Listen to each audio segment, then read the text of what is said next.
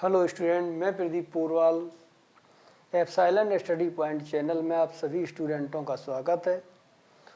तो इस चैनल के माध्यम से मैंने एक सीरीज बीएससी थर्ड सेमेस्टर के स्टूडेंटों के लिए स्टार्ट की है। इस सीरीज में ऐसे क्वेश्चनों का कलेक्शन है जो क्वेश्चन यूनिवर्सिटी में ज़्यादातर पूछे जाते हैं और बीएससी थर्ड सेमेस्टर के लिए ये सीरीज एक रामबाण साबित होगी। सभी स्टूडेंट इस सीरीज को बहुत मेहनत और लगन से तैयार करें जिससे अधिक से अधिक अंक आप पा सकते हैं। तो इस सीरीज में इनवर्स लाप्लास ट्रांसफॉर्म, पहले लाप्लास ट्रांसफॉर्म चल रहा था, उसके काफ़ी क्वेश्चन बताए थे। अब इस सीरीज में इनवर्स लाप्लास ट्रांसफॉर्म स्टार्ट किया है और इसमें क्वेश्चन नंबर 17 तक हो चुके थे। तो अगला क्वेश्चन नंबर 18 है, find the inverse Laplace transform of 1/p² into p² minus a²। और ये क्वेश्चन कॉन्वोल्यूशन थ्योरम से लगाएंगे। पार्शियल फ्रैक्शन से भी इस क्वेश्चन को लगा सकते हैं और कॉन्वोल्यूशन थ्योरम से भी लगा सकते हैं, लेकिन पार्शियल फ्रैक्शन से काफ़ी क्वेश्चन हो चुके हैं। तो अब इस क्वेश्चन को कॉन्वोल्यूशन थ्योरम जो चल रही है, पिछले वीडियो में भी कॉन्वोल्यूशन थ्योरम बताई थी, तो उससे हम इसको लगाएंगे। देखते हैं इस क्वेश्चन को। इसका हमें लाप्लास इनवर्स लाप्लास ट्रांसफॉर्म निकालना है। तो इनवर्स लाप्लास ट्रांसफॉर्म जिस फंक्शन का हमको निकालना रहता है उस फंक्शन को दो फंक्शन में अलग अलग बांट लेते हैं। दोनों फंक्शन को इस तरीके से डिवाइड करते हैं कि दोनों का अलग अलग इनवर्स निकल आए, और जब एक साथ इनवर्स निकालेंगे तो फिर हम इस फार्मूले का कॉन्वोल्यूशन थ्योरम का यूज करेंगे। क्या है कॉन्वोल्यूशन थ्योरम, देखते हैं। अगर हमें एल इनवर्स निकालना है, एक फंक्शन एफ पी है और दूसरा फंक्शन जी पी है। एक फंक्शन एफ पी है और दूसरा फंक्शन जी पी है, यानी कि दोनों एक साथ लिखे हुए हैं। तो एक को हम एफ पी मानेंगे और दूसरे को हम जी पी मानेंगे, जो बचा हुआ होगा।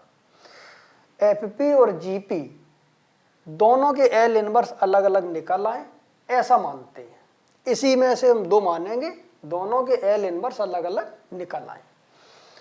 फिर दोनों का जैसे ही इंटू करते हैं वैसे ही इसका आंसर कैसे कलेक्शन होता है। मान लिया इसका एल इनवर्स हमने अलग से निकाला, एल इनवर्स एफ पी, इसका एल इनवर्स निकाला, मान लिया ये मिला एफ टी। फिर हम जीपी का एल इनवर्स निकालते हैं, मान लिया एल इनवर्स हमने निकाला जीपी का और ये आ गया यहां पर जीटी। तो जैसे इन दोनों का इंटू करेंगे और पूरे का एल इनवर्स लिखेंगे, वैसे ही यहाँ पर फार्मूला लिखेंगे 0 to t। और जो ये फंक्शन है और ये फंक्शन है, इसमें किसी एक फंक्शन में t माइनस यू करेंगे और एक फंक्शन ऐसा ही लिखेंगे, बस वेरिएबल बदल जाएगा। जैसे इसमें यहाँ पर वेरिएबल, क्योंकि लिमिट हमने लगा दी है t की, तो अब t बदल देंगे, यहाँ पर दूसरा लगाएंगे। अगर हमने यहाँ u लिख दिया तो यहाँ पर t माइनस यू लिखेंगे। अगर इसमें t माइनस यू, अगर इसमें यहाँ पर t माइनस यू कर देंगे तो यहाँ पर हम u करेंगे। ये कॉन्वोल्यूशन थ्योरम है। और देखते हैं इस क्वेश्चन को। तो यानी कि इसमें निकालना में 1/p² into p² minus a²। तो अगर हम 1/p² को fp मान लें और दूसरे को 1/p² माइनस a² को हम gp मान लें, तो दोनों का एल इनवर्स के फार्मूले हमें मालूम है। एल इनवर्स हमने पढ़ा हुआ है 1/p² का, इसका आंसर t लिखवाया था डायरेक्ट। एल इनवर्स के जहाँ प्रॉपर्टी और फार्मूले हमने बताए पिछले वीडियो में, तो वहाँ पर आप देख सकते हैं। जहाँ इनवर्स स्टार्ट किया लेक्चर नंबर 1 और लेक्चर नंबर 2, उसमें देख लें प्रॉपर्टीज भी लिखी है और इसका फार्मूले भी डायरेक्ट लिखे हैं। और एल इनवर्स 1/p² माइनस अगर a² लिखा हुआ है तो इसका एल इनवर्स डायरेक्ट लिखवाया 1/a cos sin hyperbolic sine 80, hyperbolic sine 80 ये लिखवाया हुआ है। तो देखते हैं इसमें, लेट कर लिया, एफ पी इक्वल टू मान लिया 1 अपॉन यहाँ पर लिखा पी स्क्वायर, और दूसरा यहाँ पर जी पी बराबर मान लिया 1 अपॉन पी का स्क्वायर माइनस ए का स्क्वायर। अब दोनों के एल इनवर्स निकालते हैं, तो एल इनवर्स यहाँ पर एफ पी, जब इसका एल इनवर्स निकालेंगे तो यानी कि यहाँ पर लिखते हैं एल इनवर्स 1 अपॉन ये वैल्यू आ जाएगी पी का स्क्वायर, और इसका डायरेक्ट आंसर टी आता है, तो यानी कि यहाँ पर आ गया टी। इसी को एफ ऑफ टी मानते हैं। दूसरा लिखा हुआ है, इसको यहाँ पर लिखा एल इनवर्स जी पी, इसका लिखेंगे तो यहाँ पर आ जाएगा L inverse 1 upon P square minus का ए स्क्वायर, तो यहाँ लिखा 1 अपॉन पी का स्क्वायर माइनस यहाँ पर लिख दिया ए स्क्वायर। सॉल्व किया, यानी कि इसका भी डायरेक्ट फार्मूला है 1 upon a sine H A t, 1 upon a और यहाँ पर लिखा साइन एच ए टी, ये आ गया। जैसे ही अब हम लिखते हैं कॉन्वोल्यूशन थ्योरम, तो यहाँ पर लिखते हैं by convolution theorem, by convolution theorem. क्या है कॉन्वोल्यूशन थ्योरम?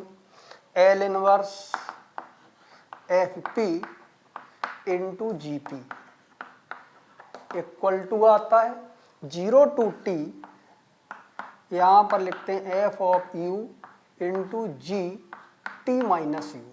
अब टी माइनस यू और यहाँ पर लिखा D U. T minus U उसमें करते हैं कि जिसमें इंटीग्रल करना बहुत आसान हो। अगर यहाँ पर हम टी माइनस यू कर देंगे तो A T minus A U sine में हो जाएगा, और अगर हम इसमें टी माइनस यू कर देंगे तो ये बिल्कुल अलग हो जाएगा टी माइनस यू। तो इसमें कर दें इंटीग्रल सिंपल पड़ेगा थोड़ा, तो इसलिए यहाँ पर लिखते हैं एफ टी माइनस यू और इसमें लिखते हैं जी यू। देखते हैं, लगा के देखते हैं अलग से, यानी कि यहाँ पर लिखा हुआ है, इसमें हम लिख दे रहे हैं एफ टी माइनस यू और इनटू में यहाँ पर लिख दे रहे हैं जी यू और फिर यहाँ पर लिखते हैं डी यू। इससे इंटीग्रल करना आसान होगा, इसमें भी हम मान सकते हैं तो भी क्वेश्चन लगेगा। सॉल्व किया, इंटीग्रल लगाया 0 to T F T minus U, तो इसमें यहाँ रखेंगे तो टी माइनस यू आएगा, तो इसको लिख दिया t minus u into g u. G u की वैल्यू है 1 upon a sine H a, 1 upon a और यहाँ पर लिखा हाइपरबोलिक साइन यू लिखा हुआ है, तो यहाँ पर ये वर्किंग कर रहा है, यही जी टी है, तो जी यू करेंगे तो साइन एच ए यू आ जाएगा और इसको यहाँ पर लिखेंगे डी यू। देखते हैं आगे,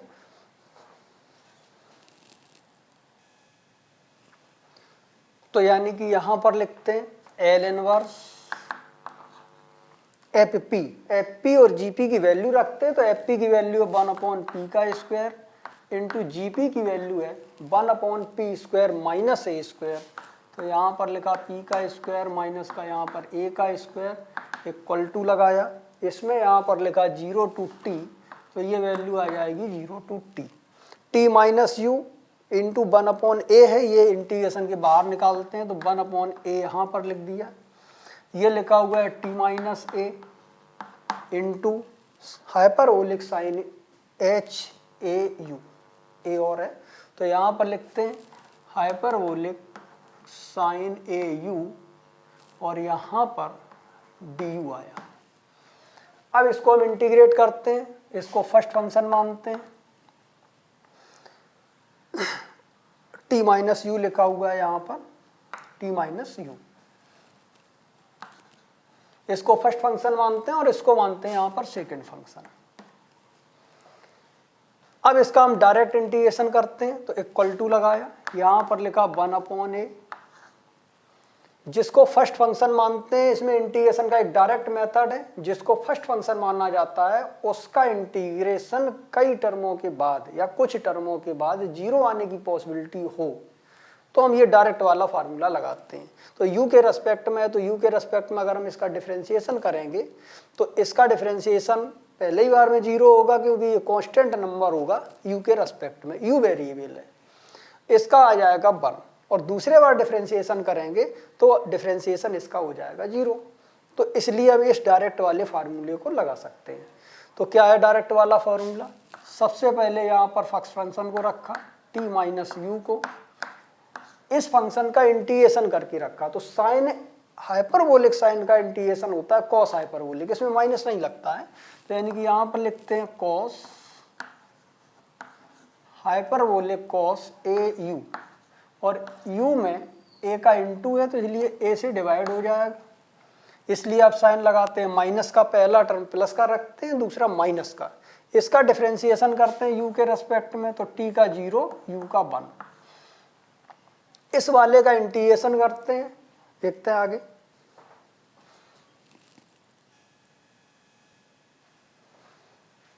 तो इस वाले का यहाँ पर इंटीग्रेशन करते हैं तो हाइपरबोलिक कॉस का होता है हाइपरबोलिक साइन, तो यानी कि यहाँ से आ जाएगा sine H a u divided by a, और a ये लिखा हुआ है तो इसका हो जाएगा a का स्क्वायर, और इसके बाद माइनस लगाने के बाद अब यहाँ पर लगाएंगे प्लस, पहला टर्म प्लस का, दूसरा माइनस का, फिर प्लस का। अब इसका डिफरेंशिएशन करेंगे तो 0 आएगा, तो जैसे इसका डिफरेंशिएशन 0 आया वैसे ही इंटीग्रेशन हो गया इसका क्लोज्ड, यहीं तक बनेगा। तब तक चलता रहता है जब तक कि डिफरेंशिएशन करने वाले का आंसर 0 ना आ जाए। अल्टरनेट साइन रहेंगे, पहला प्लस, दूसरा माइनस, फिर प्लस, फिर माइनस, जब तक 0 नहीं हो जाता है तब तक चलते हैं। इसके बाद लिमिट लगाई यहाँ पर 0 to t, सॉल्व करते हैं इसको, तो इक्वल टू लगाया 1/a, यहाँ पर लिखा अपर लिमिट लिखते हैं सबसे पहले t, तो यहाँ पर t लिखेंगे तो u की जगह पर तो t माइनस टी 0 हो जाएगा। इसके बाद लिखते हैं माइनस का 0, जब 0 लिखते हैं इसकी जगह पर तो यहाँ से मिल जाएगा t माइनस का 0, और यहाँ पर लिखेंगे cos h 0 और डिवाइडेड बाई यहाँ पर आ जाएगा a। इसके बाद माइनस और माइनस ये प्लस आ जाएगा, इसमें यहाँ पर लिखते हैं 1/, इसको लिख दिया a का स्क्वायर, साइन में वैल्यू रखते हैं तो साइन एच ए टी मिलेगा, तो यहाँ पर आ जाएगा sine H A T minus का 0 लिखते हैं यहाँ पर u की जगह पर, तो ये मिल जाएगा साइन एच 0। सॉल्व करते हैं इसे, तो यानी कि ये वैल्यू यहाँ से इक्वल टू आ जाएगी 1/a, इसको यहाँ पर लिख दिया, ये वैल्यू यहाँ से मिल जाएगी माइनस का t, और यहाँ से आ जाएगा cos 0 की वैल्यू 1, cos h 0 की वैल्यू 1 होती है, और डिवाइडेड बाई a, प्लस लगाया, यहाँ से मिल जाएगा साइन एच ए टी, तो यानी कि ये वैल्यू यहाँ से आ जाएगी sine H A T divided by यहाँ पर आ जाएगा a का स्क्वायर, और साइन h 0 की वैल्यू 0 होती है, माइनस करके यहाँ पर 0 लिख सकते हैं। तो इस तरीके से यहाँ से 1/a आया, यहाँ से मिल जाएगा माइनस का t/a, प्लस लगाएंगे sine H A t upon a square, तो यानी कि यहाँ से आ जाएगा sine H A T divided by a का स्क्वायर, हाइपरबोलिक साइन ए टी है ये। और एलसीएम लेंगे तो यहाँ से आ जाएगा 1/a, 1/a का स्क्वायर एलसीएम आएगा इसका, माइनस a का इसमें इनटू होगा तो 80 मिलेगा, और प्लस का यहाँ पर hyperbolic sine H A T ये बना। तो इस तरीके से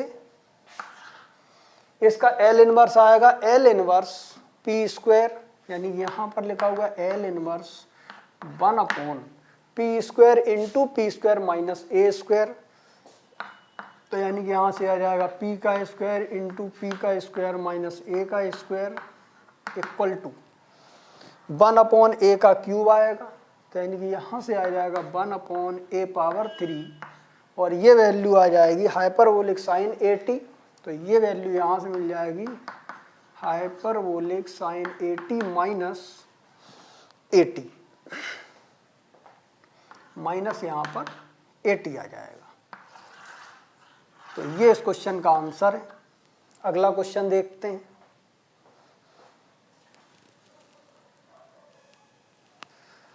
तो अगला क्वेश्चन है क्वेश्चन नंबर 19, लिखा हुआ है using convolution theorem so that. इसमें इंटीग्रल वाला पार्ट दिया गया है। कॉन्वोल्यूशन थ्योरम से इंटीग्रल वाले पोर्शन की वैल्यू निकालनी है, यानी कि ये वाला पोर्शन दिया है, हमको ये वाली वैल्यू निकालनी है। तो सबसे पहले हम एफ पी और जी पी ये फाइंड करें। तो यानी कि जब हमारा इंटीग्रल का पोर्शन दिया है उसके बाद में हमको ये वाली वैल्यू फाइंड करनी है। करते क्या है ऐसे क्वेश्चनों में, जो इंटीग्रल के अंदर फंक्शन लिखा रहता है उस फंक्शन में पहला फंक्शन एफ टी होता है, यानी कि इसमें यहाँ पर टी लगा देते हैं तो पहला फंक्शन एफ टी मिल जाता है। और टी माइनस यू वाले में भी माइनस यू को हटा देते हैं तो ये दूसरा वाला फंक्शन जी टी बोला जाता है। ये जी टी दिया गया है। तो इस इंटीग्रल के अंदर की जो वैल्यू निकालनी है उसमें हमारे ये दोनों फंक्शन लिखे हुए हैं। इसमें यहाँ पर ये वाली वैल्यू फाइंड करनी है। तो यानी कि सबसे पहले हमें p में आंसर निकालना होगा, यानी कि जब ये फंक्शन दिए हों तो हमको ये वाली वैल्यू और ये वाली वैल्यू दी है और ये निकालना है। इसको निकालेंगे कैसे, अगर एफ पी और जी पी दिया जाता है तो इनका एल इनवर्स निकालते हैं तो ये मिल जाता है। यानी कि जब टी में वैल्यू दी है तो फिर हम इसका एल निकालते हैं उल्टा, यानी कि इसको इधर ले आए, इसका एल निकाल दें तो फिर हमें एफ पी मिल जाएगा। और इस वाले फंक्शन का हम एल निकाल दें, यहाँ ले आए इस एल को, तो जो एल निकालेंगे इसका वो जी पी देगा। जब ये दोनों फंक्शन मिल जाएंगे तो फिर इसकी वैल्यू जब हम निकालेंगे तो फिर यहाँ एल इनवर्स इन दोनों फंक्शनों को यहाँ रख देंगे, इसका जो एल इनवर्स निकालेंगे वही इसका आंसर होगा। तो लगाते हैं, इसमें देखते हैं इंटीग्रल के अंदर जो लिखा हुआ है एक एफ टी लिखा है और एक जी टी लिखा है। स्टार्ट करते हैं इसे। तो यानी कि यहाँ पर मान लेते हैं लेट जो एफ टी बनेगा एफ टी इक्वल टू वो पहला फंक्शन, चाहे हम दूसरा मान लें चाहे पहला, एक को एफ टी मानेंगे और एक को जी टी मानते हैं। तो यहाँ पर लिखते हैं साइन ऑफ टी और जी टी इक्वल टू यहाँ पर लिखते हैं कॉस ऑफ टी। अब दोनों के एल निकालते हैं। तो एल निकालते हैं एफ टी का,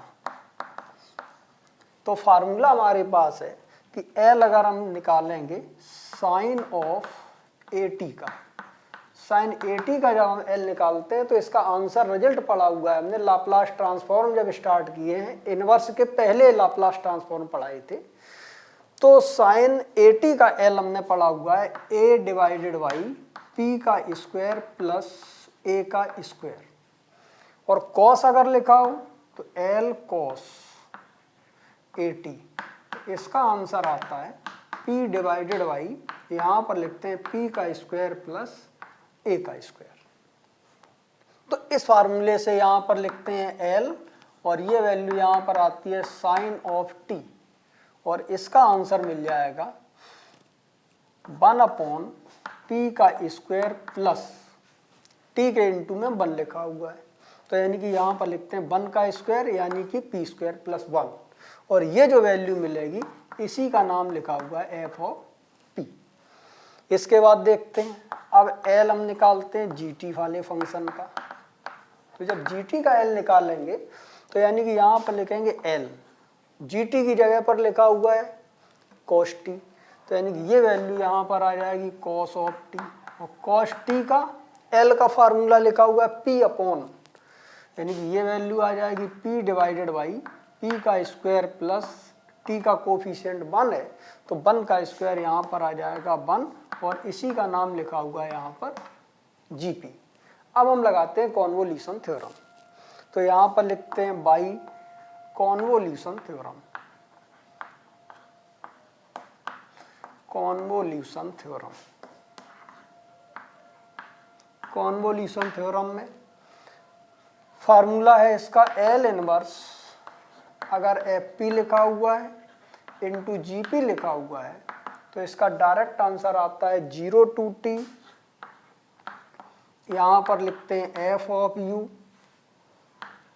और इसके बाद यहाँ पर लिखते हैं जी टी माइनस यू और फिर यहाँ पर लिखते हैं डी यू। ये फार्मूला लगाया, इसमें एफ यू और जी टी माइनस यू की वैल्यू यहाँ से रख देते हैं और फिर इसको वैल्यू यहाँ से ये रख करके लगाते हैं। देखते हैं आगे इसको। तो यहां पर आता है L इनवर्स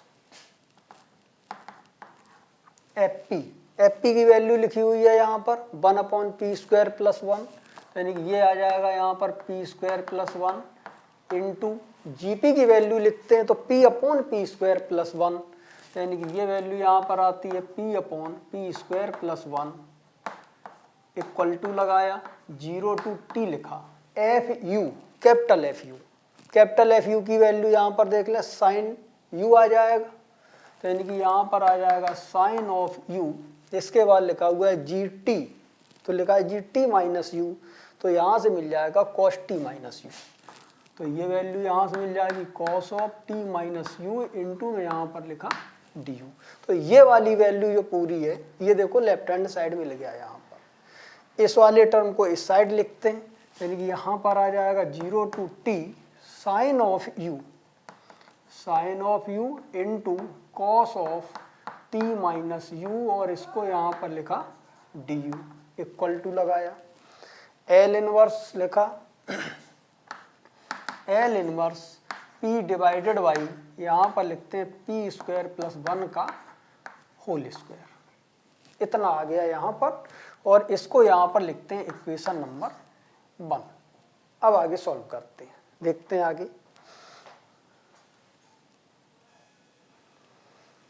तो अब इसका L इनवर्स निकालना है इस वाली क्वांटिटी का। तो हमने ये बताया था कि इसका L इनवर्स निकालने के लिए या तो पार्शियल फ्रैक्शन कर दें, अगर पार्शियल फ्रैक्शन से नहीं निकलता है, इसका L निकालना पॉसिबल नहीं है, तो हमने एक फार्मूला बताया था, एक प्रॉपर्टी बताई थी। क्या प्रॉपर्टी थी कि L इनवर्स अगर लिखा हुआ एफ एन पी, मतलब इसका था कि L इनवर्स इसका n बार डिफरेंशिएशन यानी d power n dn dpn और f ऑफ p, अगर इसका L इनवर्स निकालना हो तो इसका डायरेक्ट आंसर लिखते हैं कि इसका डिफरेंशिएशन वाला जो पार्ट है इसको छोड़ करके इसका L इनवर्स निकाल दें, यानी कि यहाँ पर लिखें L inverse f of p। इसका L इनवर्स निकाला, मान लिया आंसर आ जाएगा यहाँ पर ft, और जैसे ही हम इसमें n बार डिफरेंशिएशन करेंगे और इसका L इनवर्स निकालना हो तो डायरेक्ट इसी में करेक्शन होगा। क्या लिखते हैं -1 का power n into T power n, और इंटू में बगैर डिफरेंशिएशन का लिखते हैं L इनवर्स एफ पी की वैल्यू ft, या यहीं पर ये वाला टर्म लिख देते हैं L inverse F of P. ये प्रॉपर्टी बताई थी इनवर्स लाप्लास ट्रांसफॉर्म की, और इसी से एक जनरल फार्मूला से पर्टिकुलर फार्मूला निकला था सिंगल डैश वाला। इसको हम इस तरीके से लिखते हैं और करके सिंगल वाला लिखते हैं अब कि L इनवर्स अगर हमें निकालना है एफ डैश पी का, L inverse F dash P का निकालना हो तो इसका आंसर, यानी एक बार डिफरेंशिएशन है तो इसका आंसर आ जाएगा इक्वल टू -1 का power 1 into T power 1 into L inverse, और यहाँ पर लिखते हैं एफ ऑफ पी। ये एक फार्मूला हमने इसी से निकाल के बताया था, और इसके एक आध क्वेश्चन भी बताए थे। ये फार्मूला लगता कब है, हमने ये बताया था कि जो L इनवर्स वाली क्वांटिटी लिखी हुई है उस L इनवर्स वाली क्वांटिटी का अगर L इनवर्स हम फाइंड ना कर सकें तो इसमें हम ये देख लें कि L इनवर्स या तो इसका हम डिफरेंशिएशन कर दें, डिफरेंशिएशन करने पर जो नंबर आए उसका L इनवर्स पता हो, या फिर इस पूरे का इंटीग्रेशन कर दें, इंटीग्रेशन करने के बाद जो आंसर आए उसका L इनवर्स पता हो, तो फिर इस वाले फार्मूले का हम यूज करते हैं। अगर हम इसका डिफरेंशिएशन करते हैं तो ये अपॉन वाली क्वांटिटी का और स्क्वायर बढ़ जाएगा। मालूम है फर्स्ट फंक्शन बटे सेकंड फंक्शन अगर लिखा हो, और अगर हम इसका डिफरेंशिएशन करें तो डिवाइड में जो फंक्शन लिखा है उसका स्क्वायर होता है, तो यानी कि यहाँ पर पावर 4 हो जाएगी, तो ये और बड़ा हो जाएगा। तो यानी कि डिफरेंशिएशन से करने से इसका जो आंसर आएगा उसका L इनवर्स निकालना और टफ होगा। तो हमें इसका इंटीग्रेशन करके देख लें। अगर हम इसका इंटीग्रेशन करके देखते हैं कि जो आंसर आए उसका अगर L इनवर्स निकाल पाए तो फिर हम इस वाले फार्मूले को लगा करके इसको सॉल्व कर सकते हैं। तो देखते हैं इसका इंटीग्रेशन कितना आता है। सबसे पहले तो यहाँ पर लिखते हैं इंटीग्रल अगर लिखा हो p डिवाइडेड बाई, यहाँ पर लिखते हैं p स्क्वायर प्लस 1 का होल स्क्वायर, और यहाँ पर लिखा है डी पी। अगर इसका इंटीग्रेशन करना हो तो इक्वल टू लगाया।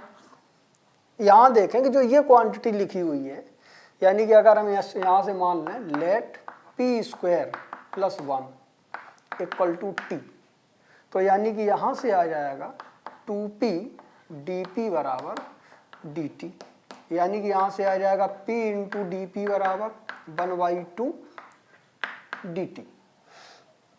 तो p डी पी की वैल्यू आ जाएगी 1/2 डी टी,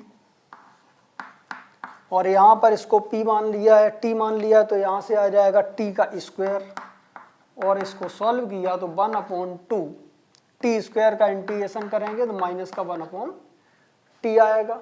तो इस तरीके से आंसर मिल जाएगा माइनस का 1/2 और यहाँ पर t, तो इस तरीके से माइनस का 1/2 और t की वैल्यू लिखेंगे 1/p स्क्वायर प्लस 1, यानी ये वैल्यू आएगी 1/p स्क्वायर प्लस 1। ये क्वांटिटी आई।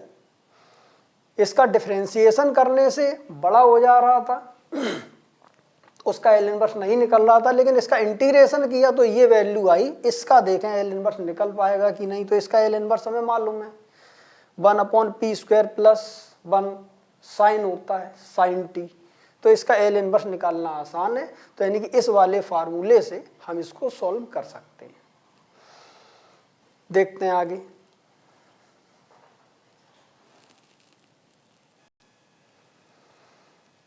तो अब इसको लगाते हैं यहाँ पर कि इसका जो ये आंसर आया है इसी को हम एफ मानते हैं। चाहे हम पूरा -1/2 को साथ में ले सकते हैं या हम कांस्टेंट हटा भी सकते हैं। कांस्टेंट से कोई इफेक्ट नहीं पड़ेगा, केवल फंक्शन से मतलब है। तो 1/p स्क्वायर प्लस 1 यहाँ से स्टार्ट कर सकते हैं, या माइनस का 1/2 p स्क्वायर प्लस 1 यहाँ से स्टार्ट कर सकते हैं। इसी को हम एफ मानेंगे। तो यानी कि यहाँ पर लिख दिया let f of p equal to 1/p square plus 1, यानी कि यहाँ लिखा 1/p स्क्वायर प्लस 1। यहाँ से अगर -1/2 साथ में लेते हैं तो भी लग जाएगा। अब इसका यहाँ पर डिफरेंशिएशन करते हैं, तो यानी कि यहाँ से वैल्यू आ जाएगी f डैश p लिखेंगे, तो यानी कि यहाँ से आ जाएगा d/dp, और ये वैल्यू मिल जाएगी यहाँ से p स्क्वायर प्लस 1। सॉल्व करते हैं इसको आगे, तो यानी कि यहाँ पर लिखा d/, इसको लिख दिया dp, और ये वैल्यू यहाँ पर आ जाएगी p स्क्वायर प्लस 1 का, p स्क्वायर प्लस 1 का होल पावर -1। देखते हैं आगे से।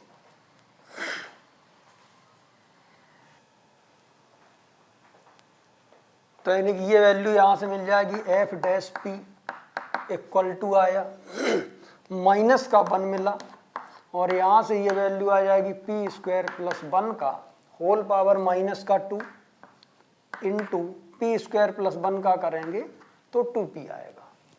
इक्वल टू लगाया, यानी कि यहाँ लिखा f dash p equal to -2p divided by p square plus 1 का होल स्क्वायर, तो यानी कि ये वैल्यू आई p स्क्वायर प्लस 1 का होल स्क्वायर। अब हम इस वाले फार्मूले को लगाते हैं और सॉल्व करते हैं।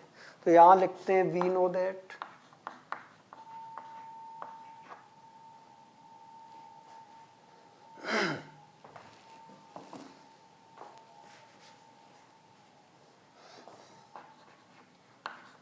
यहाँ पर लिखते हैं we know that L inverse F dash P equal to -1 का पावर 1, और यहाँ पर लिखा t इंटू लगाया, इसको लिखा एल इनवर्स, और ये वैल्यू यहाँ पर आ जाएगी f ऑफ p। वैल्यू रखते हैं इसमें तो यानी कि यहाँ से लिखते हैं एल इनवर्स। देखते हैं आगे।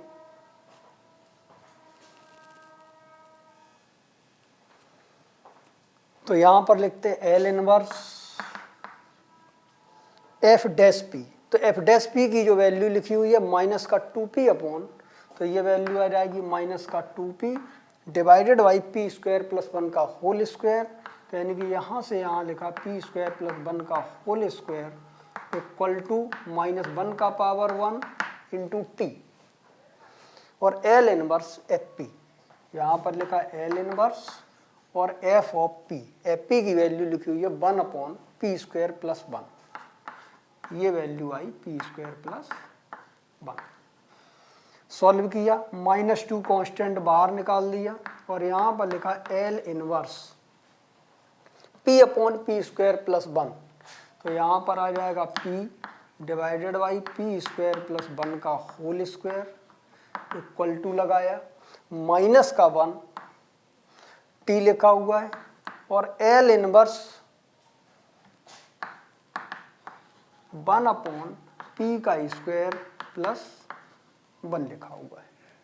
तो इस तरीके से माइनस कैंसिल हो जाएगा, तो यहाँ पर लिखा L inverse p divided by P square plus 1 का होल स्क्वायर आ जाएगा, तो पी स्क्वायर प्लस 1 का whole square equal to t upon 2 आ जाएगा, यहाँ पर t डिवाइडेड बाई 2 और L inverse 1 upon P square plus 1 का ये साइन t होता है, तो यानी कि यहाँ पर लिखते हैं साइन ऑफ t और ये वैल्यू पुट करते हैं इक्वेशन नंबर 1 में L inverse p upon P square plus 1 का होल स्क्वायर। तो यहाँ पर लिखते हैं पुट इन इक्वेशन नंबर 1, इसको 1 में पुट करते हैं और आंसर आता है इसका। तो यानी कि यहाँ से आ जाएगा इक्वेशन नंबर 1 में पुट करेंगे तो 0 to T sine U cos T minus U लिखा, यानी कि ये वैल्यू यहाँ पर आ जाएगी sine of U into cos of, इसमें यहाँ पर लिखा T minus U D U equal to L inverse P upon P square plus 1 का होल स्क्वायर, इसकी वैल्यू लिखी हुई है टी अपॉन 2 साइन टी। तो यानी कि यहाँ से आ जाएगा टी डिवाइडेड बाई 2 और इंटू में यहाँ पर लिख दिया साइन ऑफ टी। ये इस क्वेश्चन का आंसर है।